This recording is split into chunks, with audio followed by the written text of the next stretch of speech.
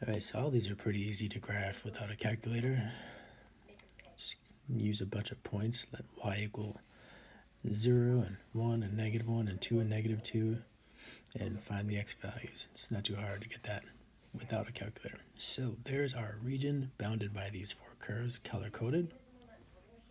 For the area, if we use these vertical representative rectangles, then we'll have to do one integral from here to here, another integral from here to here, and then a third integral from here to here.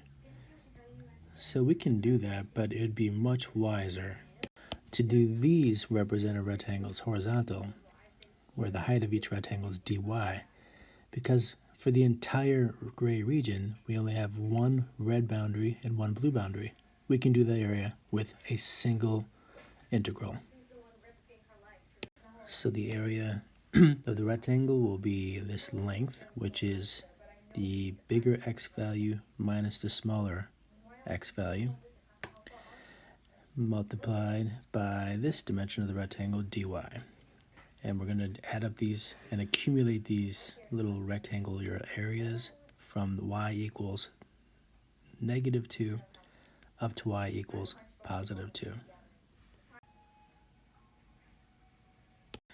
So the x value of this endpoint is y squared over 2 plus 2 minus the x value of that curve, it's the blue one. 2x is y minus 2, so x equals y minus 2 over 2.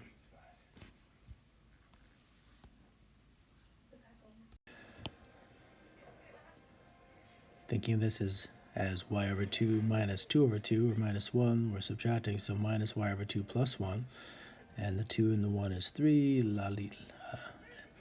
doing the antiderivative, fundamental theorem of calculus, we get 44 thirds.